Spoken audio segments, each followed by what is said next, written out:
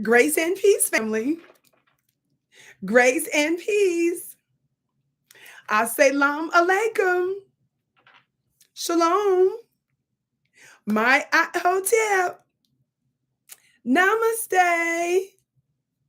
Free the land, beloved. Come on in, come on in, come on in. This is your sister with the curly braids, Vicki Dillard, and I'm so pleased to be with you here today on FlyNubianQueenTV.com. As well as VickiDillard.tv likely later. Thank you so much for tuning in to the Vicki Show, beloved. We are so pleased that you are with us today. I do have a little bit of a ritual that as you come in, please come in giving us a big thumbs up, thumbs up. Be sure to like, be sure to share. Beloved, no matter when you watch this broadcast, whether live or the replay, it is absolutely relevant and important that you hear the contents of what I am going to say to you today. I want to let you know that we are celebrating now Labor Day, yes? And for most of America in the United States, it's shout out to our brothers and sisters who are also watching us from around the world, but this is a U.S. holiday. I see you all. I see you, Anais. I see you, Shalina. I see you, Millis. I see you, Melanie. I see you, Eve, Annette, Andrew. Thank you, beloved. Thank you for joining us today. Thank you so much. So it's interesting because this American holiday, Labor Day, for the average individual that's celebrating this holiday, and again, no matter when you're watching this, it's going to be absolutely relevant and it should resonate the contents of what we're talking about today. They will likely focus on what they call the labor movement. This notion of unions, yes. When you hear the working class, you even hear what some of y'all consider to be good whites, like Bernie Sanders. A lot of black folks drunk the Kool-Aid with him. Y'all look so ridiculous when I hear black folks just sitting here singing the praises of Bernie Sanders, especially after he straight up came out and told us where he stood on reparations. The same with Jane Elliott. Jane Elliott is a white woman who is a speaker who's been invited to God knows how many black organizations, colleges, universities, and platforms that other black folks aren't even allowed to go. And she's a whole Karen. Jane Elliott, I did multiple broadcasts on her. Just Google my name. Well, I've given this Karen this everlasting work where she loves to talk about white supremacy. She acts like that she's calling out white people for their white supremacy because she talks about racism. She calls out her people for being racist. And she allegedly tries to show them how to be less racist and leave us alone. But the test, black family, and I need y'all to hear this real quick. The test for anyone that claims to be against anti-black racism in particular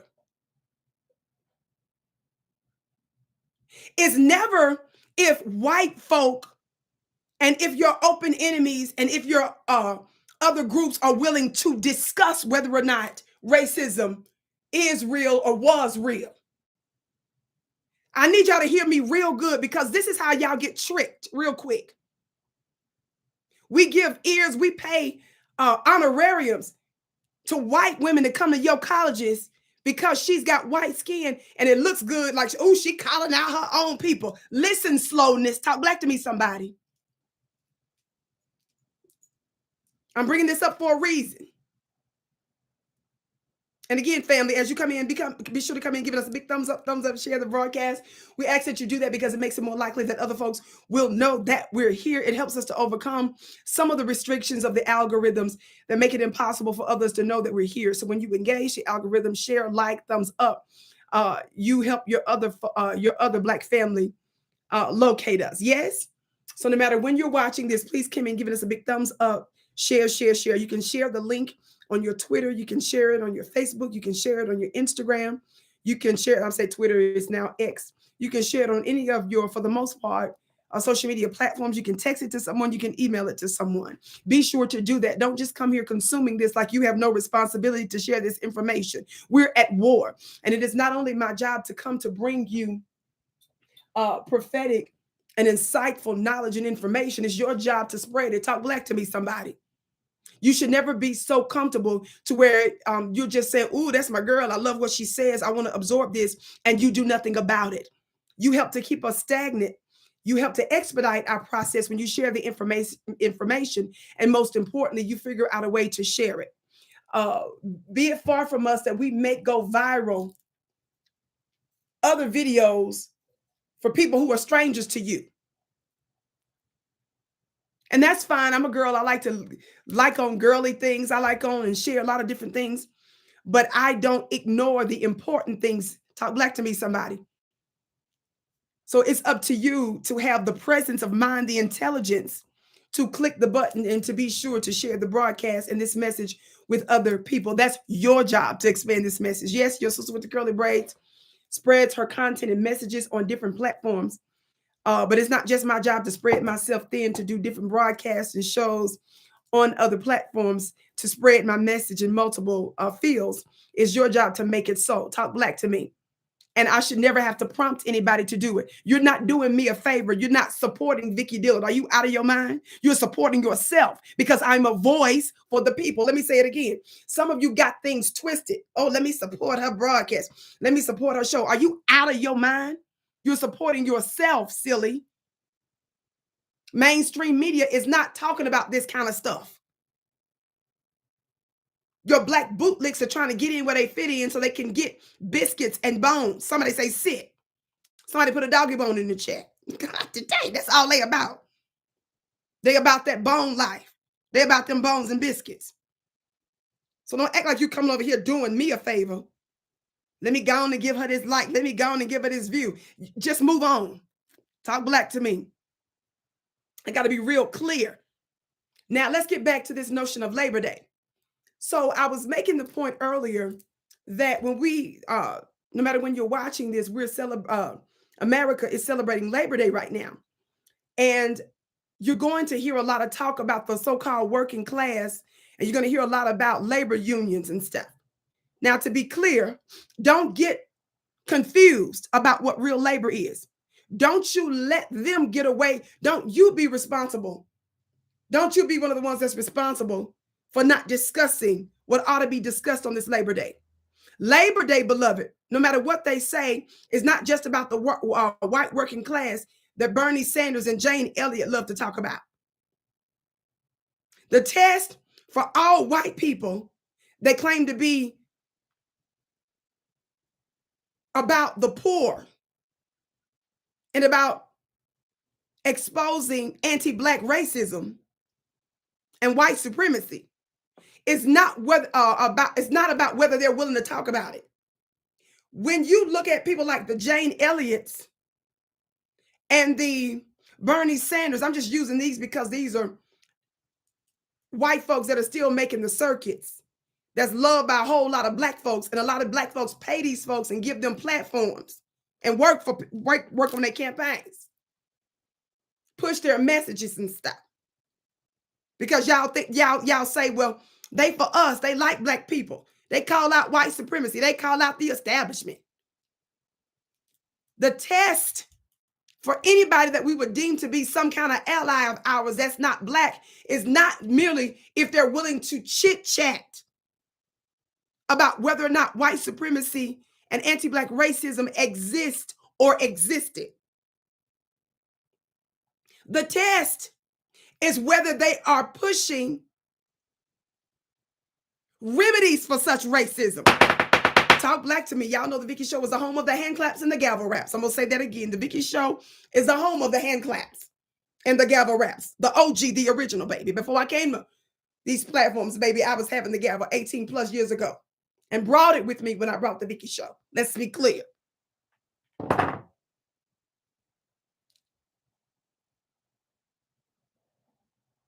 White folks don't get a pass because they're willing to admit anti-black racism exists and white supremacy exists. When you ask Jane Elliott's funny looking self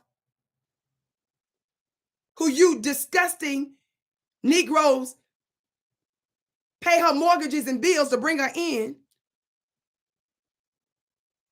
and you hail her as the second coming of Christ. When you lift up Bernie Sanders, just like Jane Elliott, and again, this is all in line, and I think it's so appropriate with this notion of Labor Day. All these white people that y'all love talk about, oh, they're against the establishment. They call out white supremacy. And some of you Negroes look so crazy. Y'all out here talking about how classism should be discussed more than racism. You done lost your Vicki. Don't go crazy today. Let me just keep it real feminine and just smile real big and just have big bouncy hair today. Talk black to me, somebody. Thumbs up, thumbs up, thumbs up.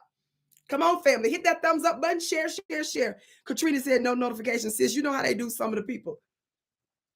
Sometimes it's delayed. Sometimes some people get them. Sometimes they don't.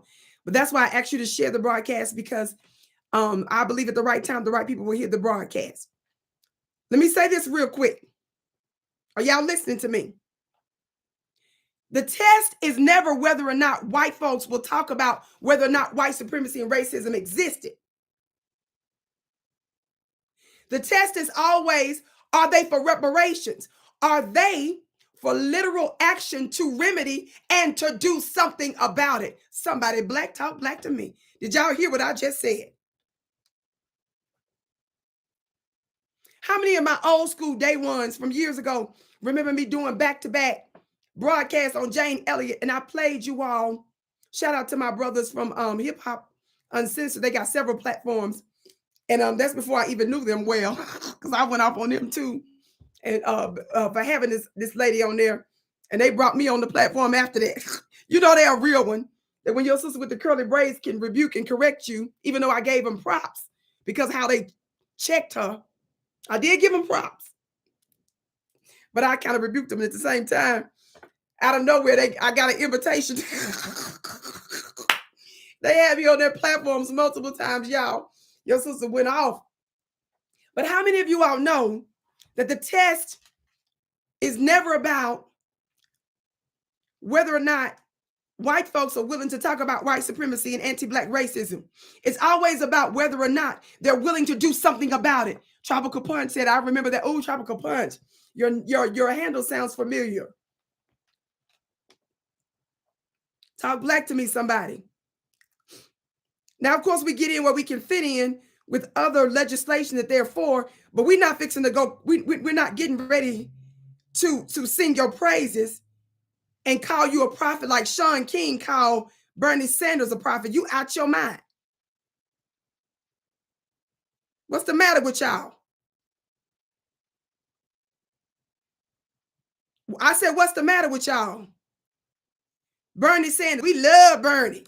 All them black folks sitting there singing his praises and stuff, acting like this man is the Messiah or a divine Vatican black goddess symbol of the black mother.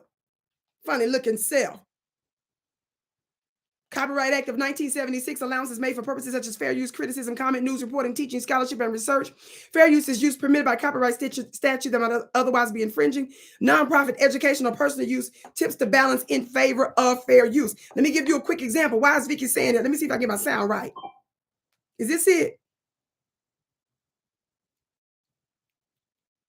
Uh-oh. Don't play with it.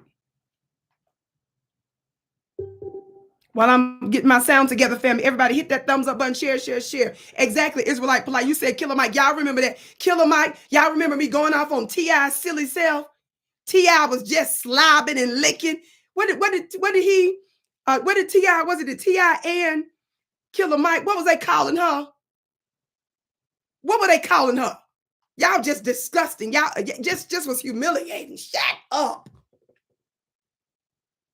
Y'all get so googly-eyed and raccoonish and shucking and jiverish and mammy-ish when it come down to white folks saying something that sound good but don't really want to do nothing about it. They know it's a farce. They know it's a trick to join in with hymns and amazing grace and we shall overcome as as long as they don't do nothing about nothing. You silly Negroes absolve them of doing anything about it, which is why we're still in the same condition. Shalina said, I remember that too. They gave her a pass to the cookout. Girl, they gave her a pass to the cookout, to everything, to the baptisms.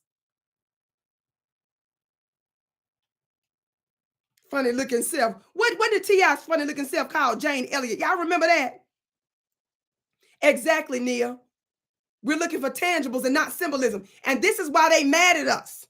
Unlike the Reverend Al Sharptons, unlike the Rolanda Martinez, also known as Roland Martin, whatever that is, unlike the Joyless Reeds, unlike the Susan Rice that used to work for the Clinton administration, the Obama administration, unlike Barack Obama, unlike Valerie Jarrett, who was in his administration, all these black-looking people, none of them require that we get compensation. None of them demand that anything be done about it. We're told to forget about it, get over it, stop being irrational, stop being silly. We're made to feel like we're delusional, but they have normalized us accepting white Afghans coming to the country to get resources. They've normalized us accepting anti-black neo-Nazis of Ukraine, sending them billions of our very black taxpayers. They say that we're supposed to do that. They've normalized us giving legal and illegal immigrants resources. Ukrainians come to the country and get a type of Social Security monetary benefit that black folks don't get, or we're told to wait to get. But we're told that's normal. Illegal immigrants who jump the border, who swim the seas. Jesus, God, today are given housing, money, and resources. We're told we're supposed to do that. Black Americans, while still under Jim Crow, just coming from up under convict leasing, black codes, and chattel slavery, fought in a war to free white Jews from Hitler. America engaged in a Marshall Plan to help rebuild Germany and parts of Europe that they helped to destroy in the war. White Jewish folks got reparations not only from the Germans, but also assistance and resources and labor from the globe. And their Holocaust only lasted a fraction compared to our 500-year Holocaust. And we have not gotten one red dime. Some estimates, depending on who you ask, say that their Holocaust lasted somewhere between 5 to 12 years. We, of course, know that any historical evidence of oppression against them or any people was wrong. But how do we justify sending? Do you all know we also sent Americans over to Germany to help build it, engineers, some of our professionals, experts, and resources? Who does that? Did you all know that the United States of America, to appease white slaveholders, because of the loss of some of their slaves, that we in the United States of America paid white slaveholders reparations? Did you hear what I said? The United States interned Japanese Americans for a few years. They didn't put them to labor. They did not crucify them on crosses in the United States like they did us. They did not lynch them. They did not set them on fire. They did not deny them housing and lands and destroyed many generations, destroyed their schools, their neighborhoods. But after a few years of internment, the United States paid their descendants thousands of dollars in reparations.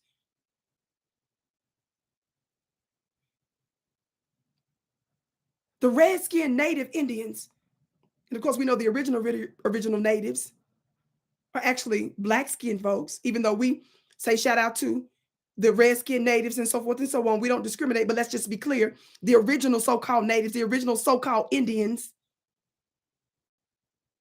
were black skinned first.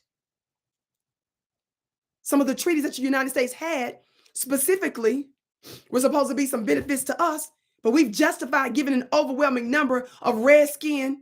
And as Dr. Claude Anderson calls them historically, $5 Indians. $5 Indians is not an epithet. It's an actual historical term because based on the paperwork, because folks were trying to take advantage of some of the benefits of being natives. There was a provision. In other words, there was a loophole in the law to where they could pay $5 and say that they're natives, even though their skin is lily white. Talk black to me, somebody. They were given lands. They were given all types of economic resources. But the moment you say to black people who created the United States, you all, we got to keep telling this story. I have a clip that I put out on my personal platform. And right after that, YouTube demonetized my personal YouTube channel at VickiDillard.tv some months ago. Because once it hit like 1 million or so, all of a sudden YouTube was like, ooh, we got to demonetize you. Well, that video I put out, it's a 1 minute short. Right now it's over 12 million views at VickiDillard.tv under my shorts. Totally by accident. I just put it up, because I use that channel for different miscellaneous things. I'm on different platforms. So I'm not someone that's just focused on the numbers of what I'm doing. I'm focused on the content of what I put out and trust that the right people will hear it, that my message is being seeded. Well, when I put that short out, 12 million views later, I'm still getting so many comments. And a lot of the white folks that are commenting on there, white folks are big mad about that clip that went viral. And the clip that went viral had to do with Minister Farrakhan telling this Indian immigrant years ago that her community can't talk for black folks in America. He told her you weren't qualified to talk for black Americans because this Indian immigrant lady came over here to tell black folks that America is the #1 place where anybody, she said she don't care what color you are, can get ahead. So Minister Farrakhan put her in her place real quick and told her, ma'am, we who built this country, you can't talk to us about, you ain't qualified to talk to us about that. Family, do you know how many white folks have the nerve to comment on there? And not just white folks, other people, groups. They have the nerve to sit there and say, black folks built what? You hopped, skipped, and jumped to get here. And you don't know who the real founding fathers and mothers are? We see that America lies in the current historical books that we grew up having, but she's becoming even more intentional about lying about the history of the world. So you got folks that are actually sitting out here saying, laughing, like they actually believe white folks created America. They don't know we built Washington, D.C. They don't know that all of the major innovations and inventions that they enjoy, even modern day, was directly or indirectly inspired by us. They don't know that we're the economic engine that created the most powerful and wealthiest nation on the planet. That's what their comments say. Some of them are actually playing dumb because they know it's white guilt. But other ones are legit sitting here thinking, not knowing. Do you all understand that's the reason why we can never slack up on us teaching through mediums like this and you teaching your children and you making normalizing conversations about who the real mothers and founding fathers and mothers of the United States is? Do you understand why it's our job to teach our own history? Do you understand that the reason why we're going to continue to talk about this is because we haven't been compensated for it? We're not going to go along while America continues to perpetrate a fraud and a lie. Before modern day digital technology and all of the woes that can come with sometimes identity theft, our open enemy committed the original act of identity theft. I'm not going to get into the philosophical and spiritual and religious identity theft. Y'all ain't ready for that. A people who claim not only a religion, religions, spiritual systems, plural, they stole your very black magic. They stole historical artifacts. dispersed them throughout the world. They renamed a lot of this stuff. They separated you from your family, from your history, and got you looking crazy, not knowing that we are not only the original man and woman, but we are the founding fathers and mothers of all forms of civilization, science, mathematics, philosophy, religion, music, arts, and entertainment.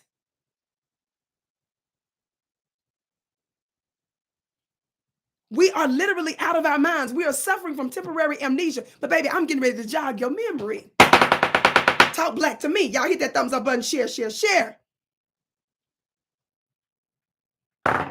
Talk black to me. Exactly, Israelite. All world civilization originated from Aboriginal. Some of y'all don't know that. We're going to continue to talk about it. Write our own books, have our own museums, our own documentaries. Our platforms like this one educating you.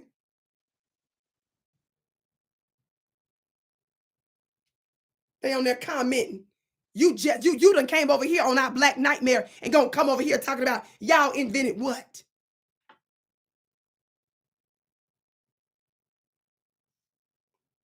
Don't go there with me right now as the original woman. There's no more ancient human being on the planet than the Black woman. I invented you, created you. We got the code of the mitochondria. The Black woman, baby, don't play with it. Make you go get a blood test. Check your DNA and your RNA. You come through the gates of our yoni and womb. No people group can say they're the Ancient of Days. And we prove that in no limit of time. You prove it through your science in no limit of time. The hell you mean we created America? Shocked. We created you, silly. God today. Vicki, calm down, girl, on this Labor Day. Talking about labor. We the one that pushed you after 9 months was in labor to bring you into existence. That's another kind of labor. Shoot. What you talking about? Invented America. How did you get on the planet, on Earth?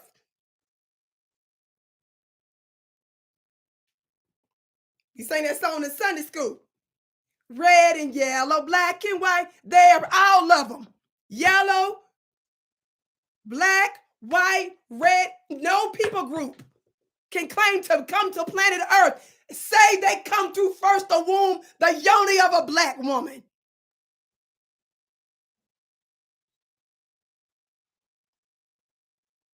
Now, once we get that out the way, then we're going to answer the dumb question about whether or not we created America.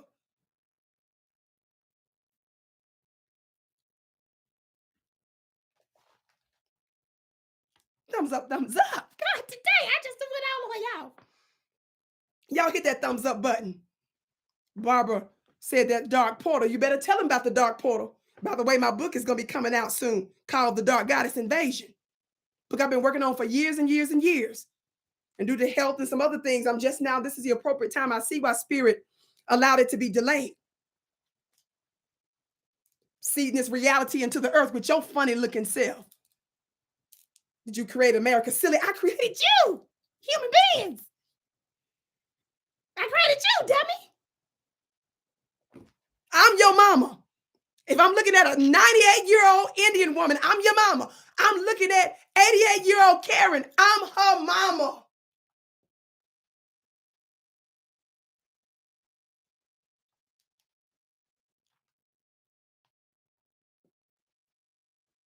I'm your mama.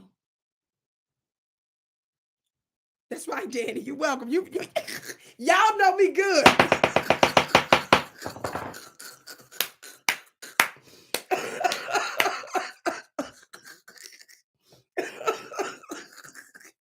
You know I'll say that in a minute. You're welcome. You're welcome. Talk about Labor Day, baby. Labor Day is me screaming and hollering and shedding blood to push you out. Shoot. Funny looking self. Gonna sit up here and question Vicki, move on.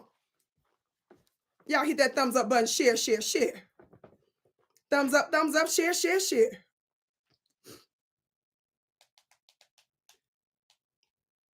Thumbs up, share, share, share. I teach these principles and more in my spiritual school at OPWVICKI.com. See, when you don't understand the order of things, everything is going to be off.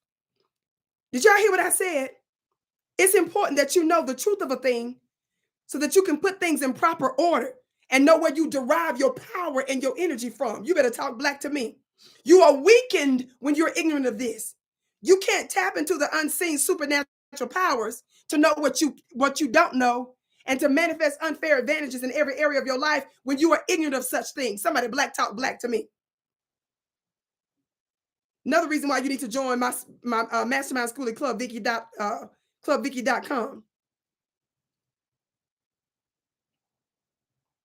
OPWVICKI.com. Thumbs up, thumbs up, thumbs up. Now, Vicki, get on to this. Girl, get on to this clip. I was supposed to show you this on Bernie Sanders. Remember, I was talking about Bernie Sanders and people like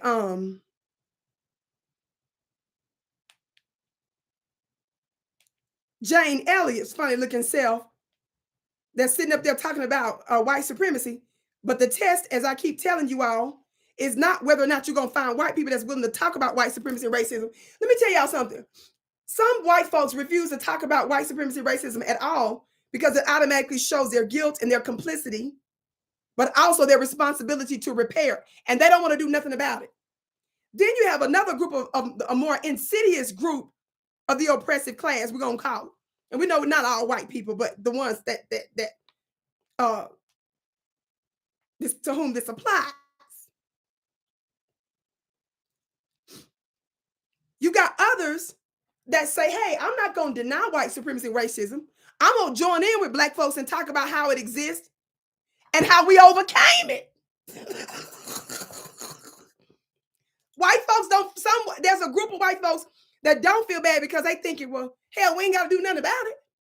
I don't have to give up or share all these privileges I got because of their very black blood. They actually think they got civil rights and we overcome something. They think slavery, they think discrimination, anti-black discrimination, racism is over with. So they was like, well, golly gee, Bob, what is it to us to say back in the day? And besides that, black folks are so gullible. They're the most forgiving people on the planet. What's it to us for us to sit there and join in and say, by golly, let's just admit it. But it was so long ago, but we're brothers and sisters now. And I don't have to do nothing about it. That's when you become a real enemy and a problem to the powers that shouldn't be. Is the moment that you say, forget. Some of us say, we don't even care if you don't give us an apology, which it would be appropriate to. We don't care if you don't give us an apology. We don't care about your little holidays and your little symbolism and your superficial gestures. We say we want tangibles.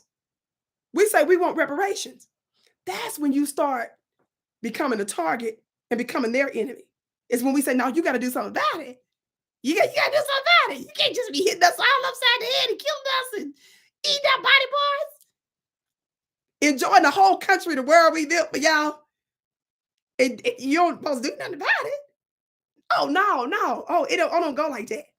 Yeah. We smiling when we say it like, yeah, no, it don't go like that.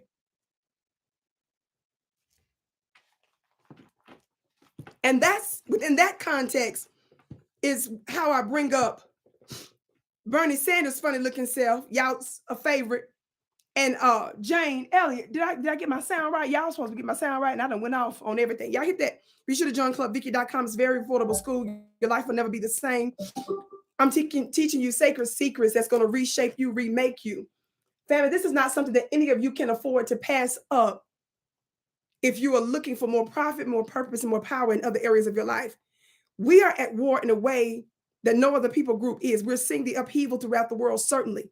But our supernatural power that's greater than a nuclear bomb is not only Black unity, as the Honorable Elijah Muhammad taught, of course, is when we begin to activate our very Black magic. That is the sacred secret weapon that advances us beyond all nations and people. Did y'all hear what I said?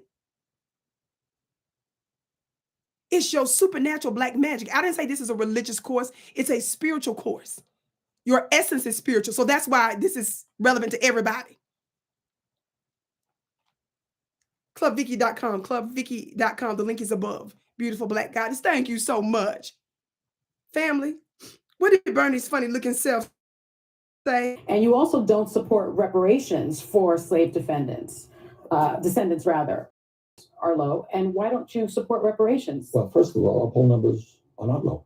I think if you look at polls in the last 6 months, they're quite high among the African-American community. Listen. And even in 2016, we ended up winning by good margins votes from younger African-Americans and Latinos and whites. We did very well among younger African-Americans.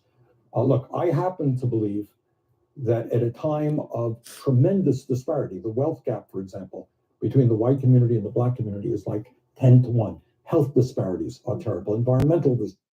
Admitting in every metric, economically, health disparities, environmental, everything, he says black folks got the low end. Y'all struggling real bad. Are terrible. Flint, Michigan comes to mind. Yeah. So I think what we have got to do is pay attention to distressed communities, black communities, Latino communities, and white communities all over this country. And as president, I pledge to do that. Now listen to everybody clapping while he ball in everybody else, amalgamate and mix in everybody else. See, we're not doing the mixing. Why aren't we doing the mixing? Because all those people groups he mentioned did not endure chattel slavery. What are we talking about, silly? This is how they play us for a fool, and this is how you play yourself for a fool, family, when you join in. Can you all hear me okay? Somebody in here talking about no audio. Don't start that, because check your device, beloved. Everybody, can you hear me? Let me know if you can hear me. Hit that thumbs up button. Everybody share, share, share. Everybody hit that thumbs up button. Share, share, share. Can you all hear me okay? Thank you. Somebody said the audio is fine. So maybe they'll see y'all comment so they can fix their device. Excellent. Keep listening to what Bernie Sanders said. Y'all's favorite friends who's all about the working class, right? Your favorite friend who's a socialist Democrat who believes in giving all kinds of free school, free benefits to everybody in America. Why not support reparations? Well, what do you mean by reparations? By reparations for slave defendants. I know, but what does that mean exactly? Money. Well, I think that right now our job is to address the crises facing the American people and our communities. And I think there are better ways to do that than just writing out a check. Okay, did y'all hear y'all favorite white man? Family? I don't know why that one just popped up. Did you hear your favorite white man who believes in giving everybody free stuff and want to throw in every other community, including white people? We're talking about Labor Day today, aren't we? In celebration of Labor Day, we're celebrating the original laborers who created America and who are the sustainers of America.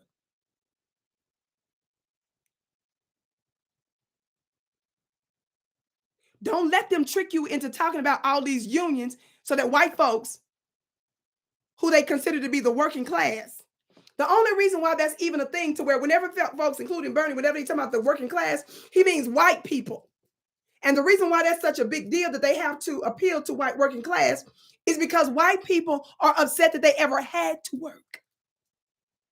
When slavery ended, when discrimination ended, when Jim Crow ended, they was pissed.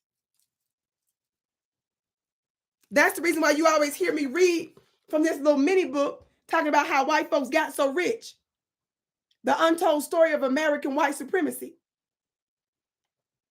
How white folks got so rich, it's no wonder. It's not they worked hard, it was they was hardly working.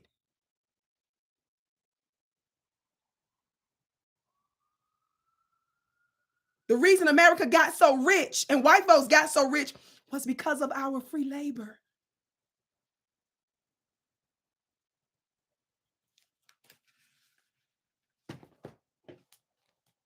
So to this day,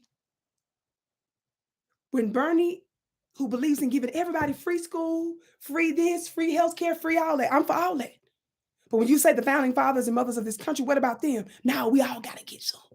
That's what separates us from the rest of y'all that's hailing him as a prophet. Sean King, and you other Black folks that quote him like it's so wonderful to be on his campaign and push his principles. We throw Bernie in the same category with every other white supremacist. That's the same thing that happened with y'all little friend Jane Elliott.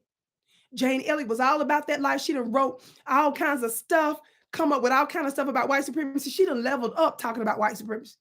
This white woman has paid her bills and sent her babies, all of them, through school because of her lectures on white supremacy.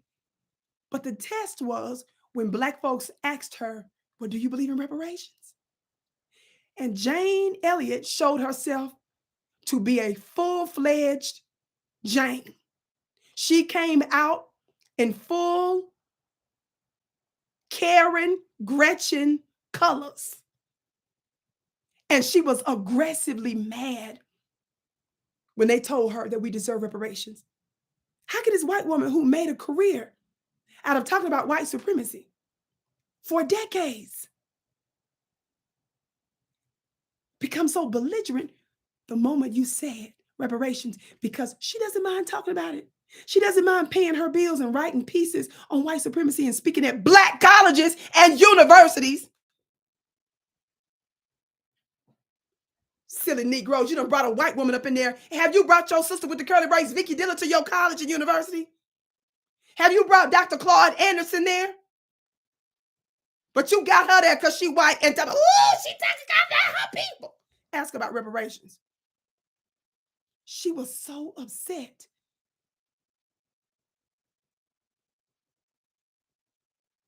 And she too, like Bernie, was like, hell no, y'all don't get no reparations. That's the test. Somebody say Labor Day.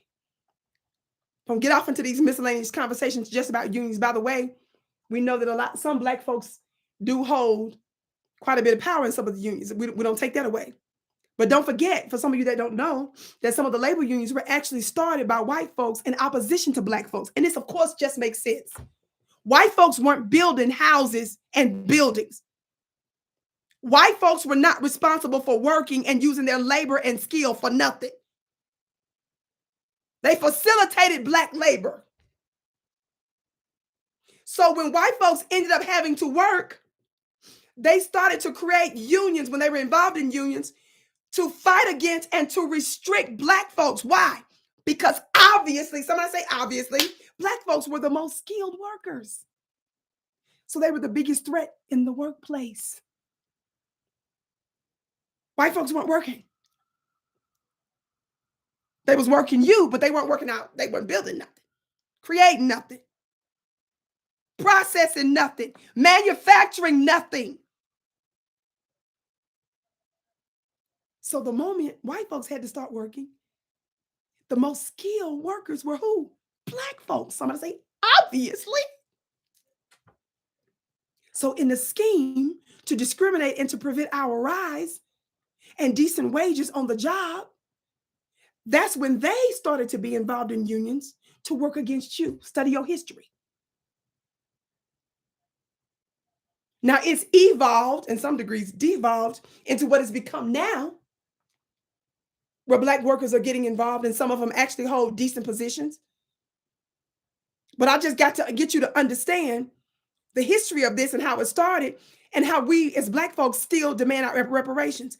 The reason we keep emphasizing reparations, and I'm gonna show you this clip and I'm gonna move on, is because versus us getting behind a political campaign that wants us to get involved in this initiative here, that initiative there, this initiative here, that initiative there, when you pay us the debt you owe, somebody say this is a debt you owe. So this ain't charity and this is not up for negotiation. I don't know. I think we should ask. We asking for what we look like asking for. We're demanding this, silly. It's a debt you owe.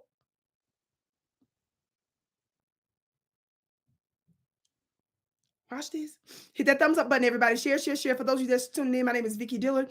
I am a media personality and I'm a spiritual teacher. Thank you so much for tuning in. If you're just coming in the middle of the broadcast, be sure to check out the entire broadcast when you get a chance. Also, be sure to join my supernatural mastermind school at clubvicki.com if you want to level up in every area of your life. If you want something you never had, you got to do something you never done. The link is in the chat. And be sure to hit that thumbs up button and share, share, share. Listen, so it's not optional. It's not charity. It's what you owe. This Black Holocaust that lasted longer and was the worst that any group has ever experienced.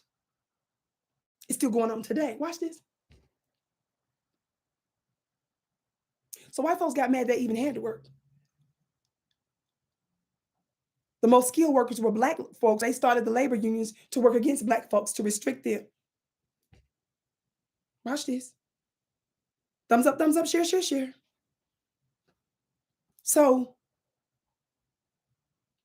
how many of y'all remember Johnnie Cochran? I'm going to skip because it's taking me a minute to get to where I'm going, but I want to move on. How many of y'all remember Johnnie Cochran? Who's Johnnie Cochran, family? What do you all remember Johnnie Cochran for?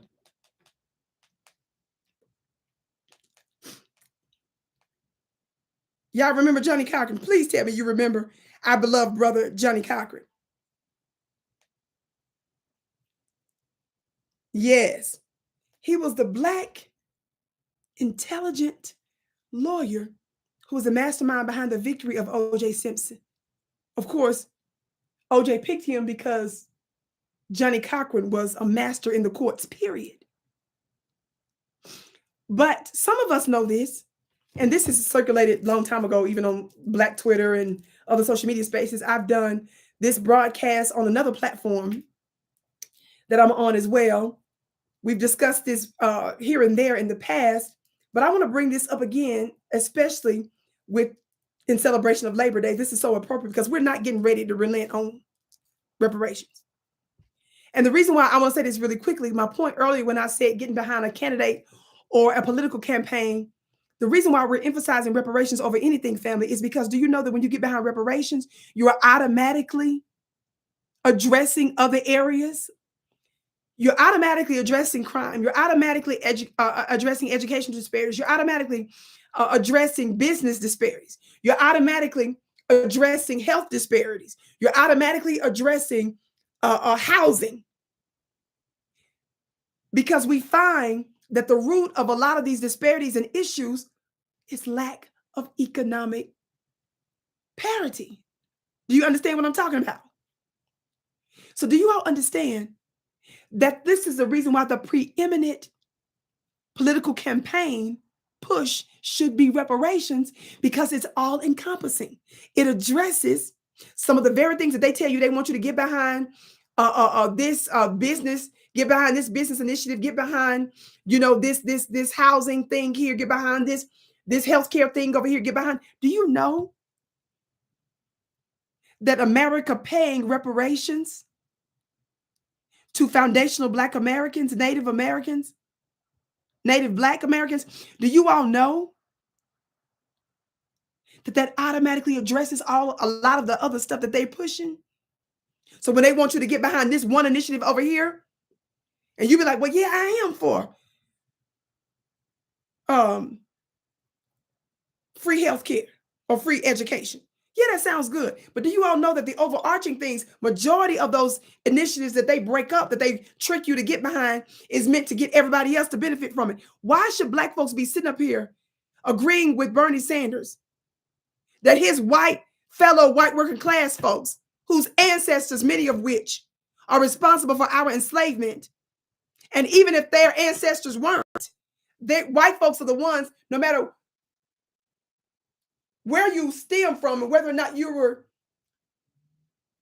involved directly in slavery or not, you benefit from it. Whiteness. All white people benefit from it. That's what you all, don't let white folks, because white folks will do this. They'll say, well, my folks were from Italy, and I'm a second generation Italian in America. They'll tell you I'm Polish. So we didn't have nothing to do with that. Let me tell your funny looking self something. That's some madness. Y'all be sure to check the links in the chat. Shout out to our brief moderator that's in the building with us for a minute. Thank you so much. Watch this. Because today I'm actually doing a Labor Day special on my website, 20% off for everything. The link is in the chat. Watch this. Watch this. So white folks love to tell you where their family come from and how they ain't got nothing to do with slavery. Yes, you benefited from slavery. Do y'all know how many people, white folks that were directly involved in slavery, that America gave free land to because America didn't want to be blackened up? So she let her white brothers that came from all parts of Europe get free land. And because they were not familiar with working the land, that was our jobs. Do you all know that the government paid to train white folks to work the land?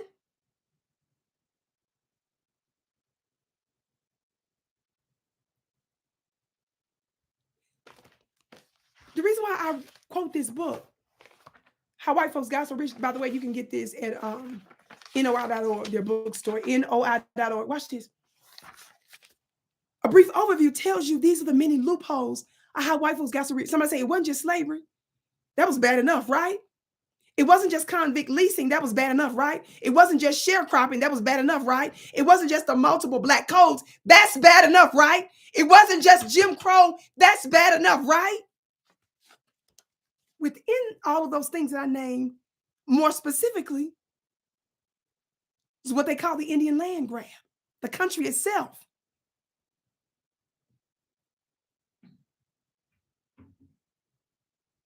Jim Crow laws, as I mentioned, sharecropping, predatory lending, and debt slavery.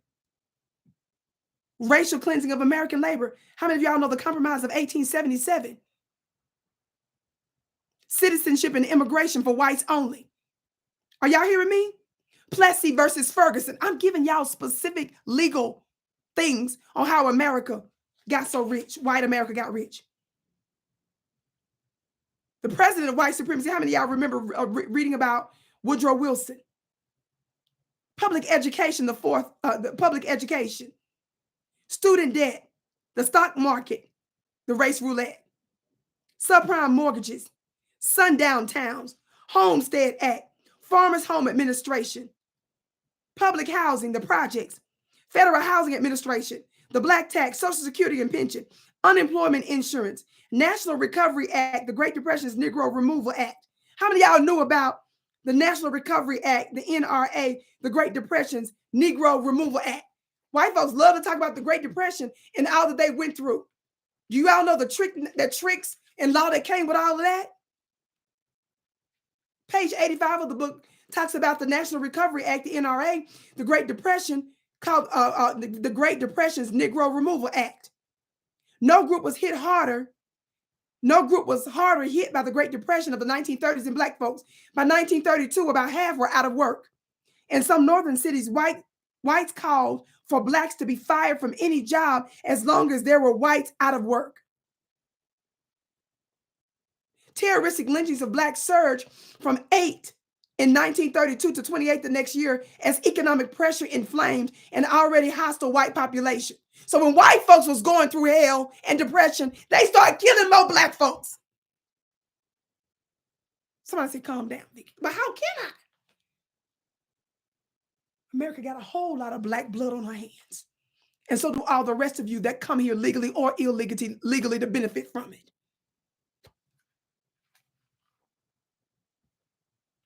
It says no lynchings occurred on Wall Street where the actual culprits of the economic crash operated. The National Recovery Act, NRA, was enacted in 1933 to address the effects of the Depression on white Americans. It set wages at $12 a week, but most jobs blacks held were not covered by the law.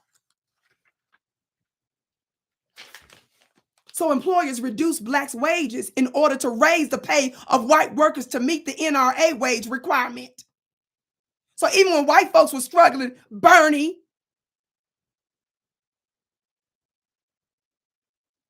the poor whites were still killing us and oppressing us even more, and the system. And I'm giving y'all specific names of legislations and loopholes so you know just how deep this demonic, diabolical, anti-black, white supremacist rabbit hole goes.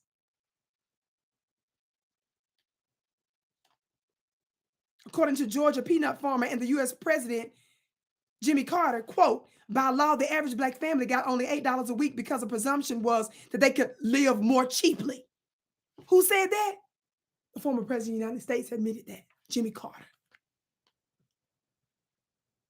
Even during the Great Depression, they told you they gave us less because it was believed that Blacks could live more cheaply. Blacks covered by the higher wage law were often fired and replaced with whites. For its racially destructive intent, the NRA earned the moniker Negro Removal Act.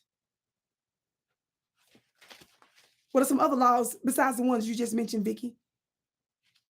The Black Tax, Social Security, pensions, unemployment, I mentioned that. The NRA, minimum wage law, homeowners loan corporation, racial profiling in the market, Veterans Administration, U.S. Housing Act, urban renewal, Black consumer slaves forced consumerism and economic dependency, aid to families with dependent children that's known as AFDC, the GI Bill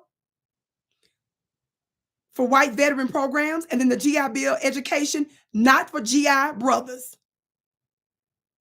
Affirmative action, corporate welfare, police power, prison industry, war on Black drug users, white liberals, misguidance and treachery, race manufacturing, Hollywood and racial propaganda. These are other concepts I'm talking about, not only laws, but concepts. Black talent snatching is going back here to healthcare. Of course, bribery with your politicians, your lobbyists, lecture circuits, and revolving doors. Watch this. How about that FBI COINTELPRO? Warmonger welfare, foreign policy, and wars of aggression. False flag operations, white collar crime, American greed, organized crime and illegal drugs, patents, the Black ingenuity snatchers, university patents and businesses, Federal Reserve crookery. Do you all know all those things I just mentioned, among other things? All of that worked against Black folks, including its warmongering, its war policies, its global policies. Do you all understand how all of this worked against us? But they want to look up here and tell Black folks to pull ourselves up by our own bootstraps. And why can't we just be like them?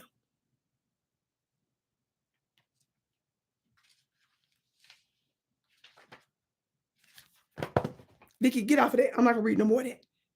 Because some of y'all don't know me real good. You think I'm just this woman banging a gavel, baby. I'm the for real one that brings you the receipts and invoices. Talk Black to me. Have for years. Please make sure you give us a thumbs up and share the broadcast. That's me talking. That ain't where I'm trying to go. Watch this. Is this where I'm trying to go? Y'all hit that thumbs up button, please. Share. So, Vicki, why are we talking about, when are you going to talk about Johnnie Cochran right now? Watch this clip from Twitter. Now, along with Charles Ogletree and Randall Robinson and some really great lawyers, we're gonna try to fashion a strategy to sue for slavery reparations in this country. Bring a lawsuit. It's not the most popular thing everywhere, but that's not the test. The test is slavery was wrong. The government sanctioned and benefited from it. You can't have 200 or 300 years of free labor built to help build the country. When you go to Washington, you look at those mines like the Washington mine built by slaves. Nobody ever got any compensation for that. You got to look at it realistically, I think. So I think these are new challenges we have to face. Johnnie will never retire. It's a journey to justice. And now, along with Charles Ogletree and Randall Robinson and some really great lawyers, we're gonna try to fashion a strategy to sue for slavery reparations in this country. Bring a lawsuit. It's not the most popular thing everywhere, but that's not the test. The test is slavery was wrong. The government sanctioned and benefited from it. You can't have 200 or 300 years of free labor built to help build the country. When you go to Washington, you look at those mines like the Washington mine built by slaves. Nobody ever got any compensation for that. You got to look at it realistically, I think. So I think these are new challenges we have to face. Johnnie will never retire. It's a journey to justice. Family. When he came out publicly, letting the world know that he and some of the top Black minds were getting ready to sue the United States government for slavery reparations. Do you know the reason why I'm emphasizing this is because a lot of Black folks want you to believe that you cannot use the traditional lawyers and the current infrastructure, legal infrastructure to sue for reparations.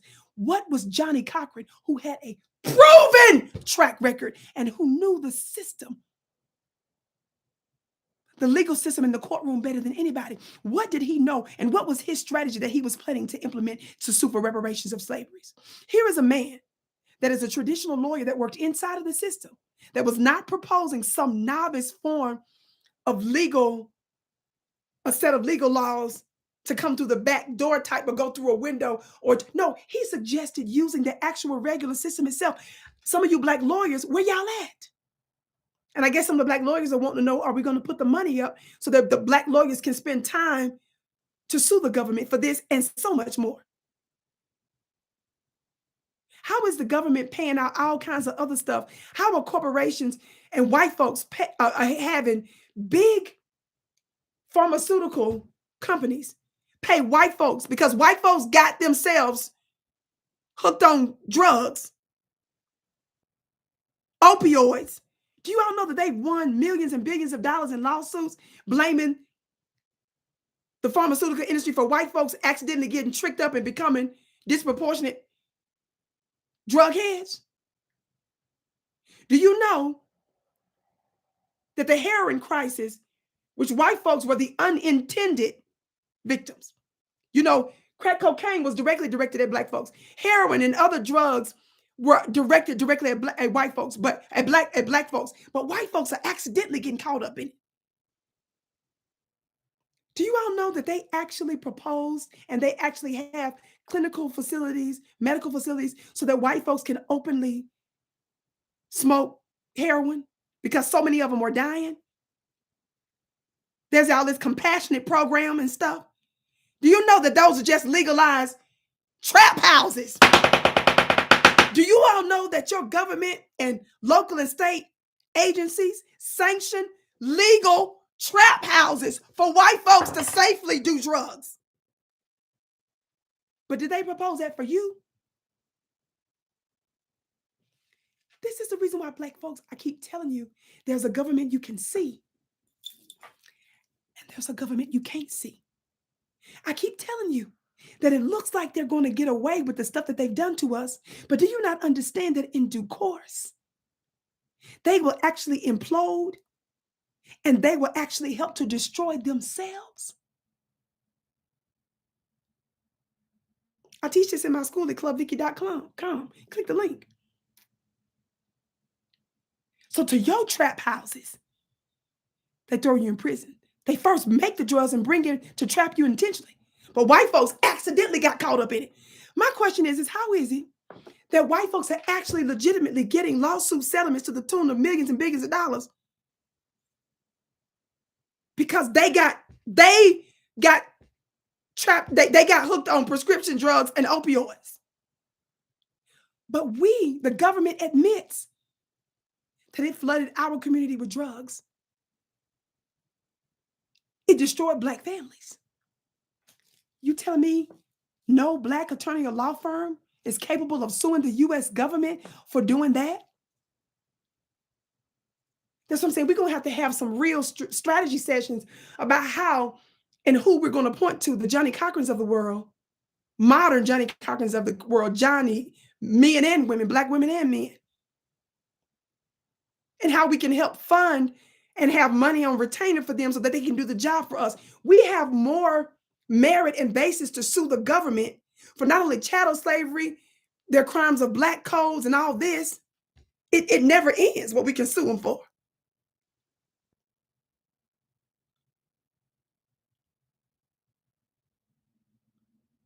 And we use white folks as a pattern. Nobody is saying who raised white folks and why is it that all of them, it's disproportionate numbers of opioid heroin addicts. They bust up your trap houses, family, your family members and loved ones shooting up. But your local governmental agency sanctions safe trap houses for white folks to smoke and shoot up in. Because too many of them are dying. Back to Johnnie Cochran. So those of you that claim we can't get reparations, somebody notice how Johnnie Cochran's position for getting reparations was a different strategy from even going to Congress to get it. What I'm trying to get you to see, as the old folks used to say, I'm born and raised in Mississippi. There was an old saying that there was a multiple ways to what? Skin a cat. Don't play with it. What y'all know about that Mississippi stuff? I'm saying I'm not against us going to the U.S. government. I'm saying that Johnnie Cochran was going to actually use the traditional legal system. And this is someone that I don't want y'all to sit there and tell me how it might be impossible. He even addressed the fact that some folks are going to say that it's impossible, right? He's someone that has more success in the court of law than anybody. I'm talking about that's such a prominent man, right? Watch this. What did he say again? Ogletree and Randall Robinson and some really, really great lawyers. We're gonna try to fashion a strategy to sue for slavery reparations in this country. Bring a lawsuit. It's not the most popular thing everywhere, but that's not the test. The test is slavery was wrong. He said we're going to fashion a strategy to sue for slavery reparations. He said it's not the most popular, but that's not the test. He said it was wrong. So we aren't supposed to be sitting up here talking about how nobody's ever done it before, and it seems like it's impossible. One of the most experienced men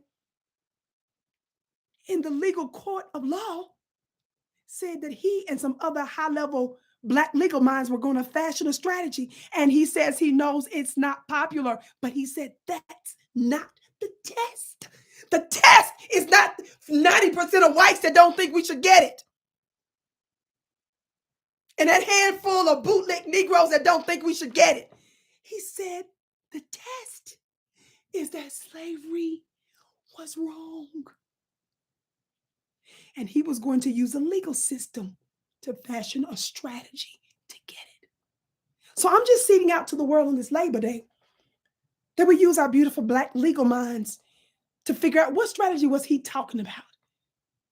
And how many of us will be willing to put up money on a consistent basis to ensure that these Black lawyers were able to dedicate full time their energy to making it happen for us. And at the same time, like they're doing in California on a local level and other places throughout the country, still demanding that the local government pay up slavery reparations. I'm saying we utilize a divine salvo reparations attack. Salvo, meaning that we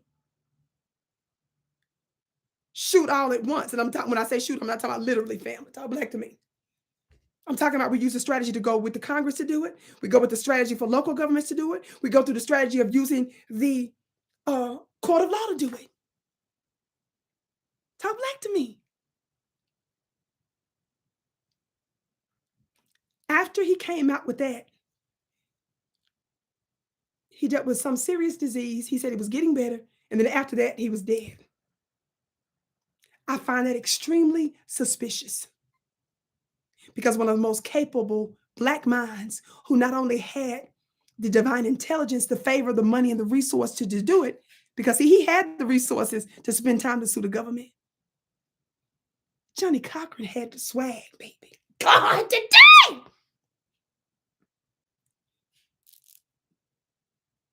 Johnnie Cochran had the Black swag. He had that Black man swag, just. Johnnie Cochran had, unmatched swag. He's that somebody that had so many experiences, because I did some research on his life and found out that he had a gun pulled out on him and his children when they were young. He had direct experience with anti-Black racists. He talked about the time, that the research that I did on him, where he initially lost the case when he was a young attorney, and how he was able to turn that around and become who he became. Long track record of extreme success and working the courts to get justice for Black folks for real. I don't mind Johnnie Cochran making him a little bit of money off of O.J. Simpson and whatever other monies he get. because he was doing the work for real for Black folks and was getting results. I can't say that about some of your Black lawyers that are ambulance chasers today, but I'm going to leave that alone. See, your sister with the curly braids, I want Johnnie Cochran to be rich and have enough resources because he was well off. That's how he was going to be able to spend the time and have the resources to sue. You can't say, brother, sue, yeah, go sue, and you're not willing to put up on a consistent basis resources to ensure that a Black attorney in a law firm can spend full time doing what they need to do if they don't have it. So on this Labor Day, in addition to our ancestors and ancestresses that built this country and built so much of the world, we honor them on this Labor Day. And I honor you, those of you that continue to labor for your families and for Black revolution. But I wanted to bring and highlight our brother, Johnnie Cochran. Like I said, I've talked about this before. I did this broadcast a couple of months ago on another platform because I don't want us to forget this. And I want us to think about this within the context of reparations and our demand with Congress, but also notice the pressure that some of our Black brothers and sisters are keeping on local governments, and it's beginning to move forward. I'm saying we're not going to give up on strategies on how this can be done. And I don't want to hear none of y'all tell me how it's impossible when one of the most successful men that used the court of law to win was finding a way to make it happen. This is another reason why we got to make sure those of you, those that speak for your people and that's working for your people, are protected at all costs. And I'm not talking about just your favorite 2 or 3 Black folks that you all love to suck up to and give all the support to, and ignore some of the others that's really, really doing the work. Or some of you allow others to diminish the work that some of us do. Or some of you are too blind, too parochial and narrow in your vision to see the contributions that all of us are making, because there are different types of soldiers in war.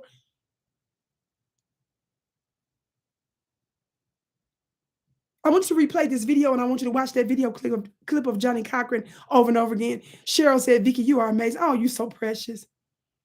Sayona says, I'm enjoying learning from Queen Vicki. I feel like jumping out of the chair, and I'm reviewing my dialysis treatment. Oh my God. Well, I send you love while you're sitting there on your dialysis, getting your dialysis treatment. We speak life and blessings to you.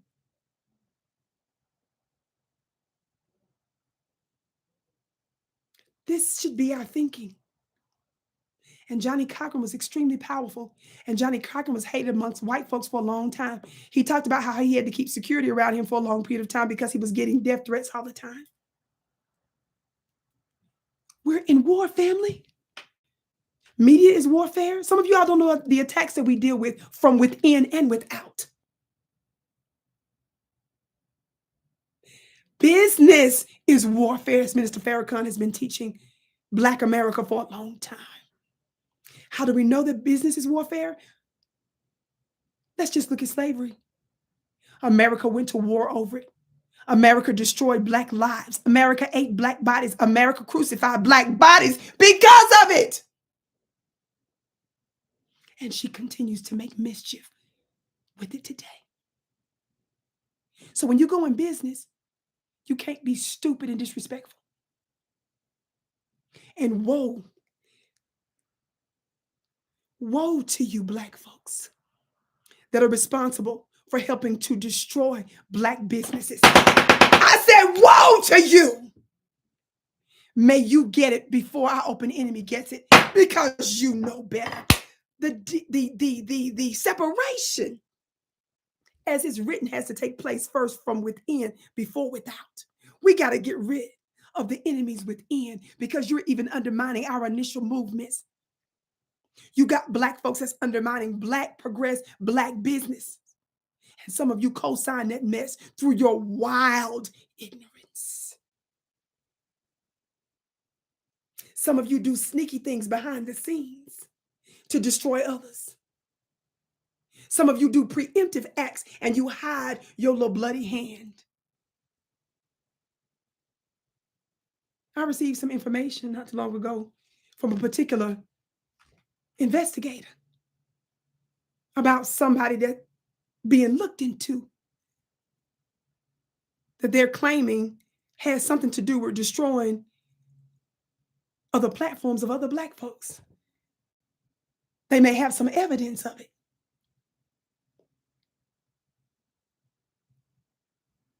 Some of you are working behind the scenes to do sneaky stuff, and you think that you're going to get away with it because it appears that you have so far.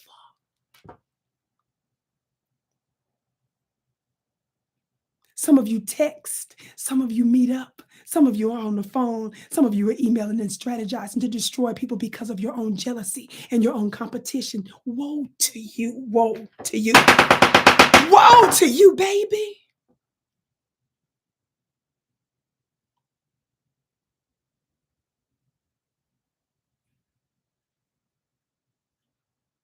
I just said something right there prophetically. And when you sit back and you see how they've come against you, they don't even understand how the justice, how it's going to pounce on them in ways and in different ways.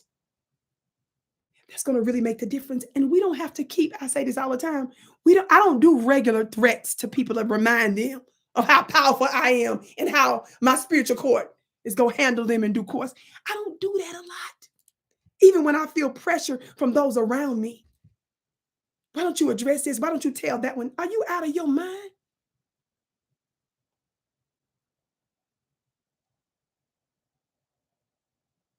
Even when it looked like I was losing, I was winning. Even certain people that came against me that I was willing to forgive have obituaries. And I didn't have nothing to do with it. I was in the belly of the beast when my spirit team addressed them. And the people that I looked for at one time are no more. I didn't have to lift a finger because my unseen court was doing it. And there is a list. Vicki didn't have to make no veiled threats. Vicki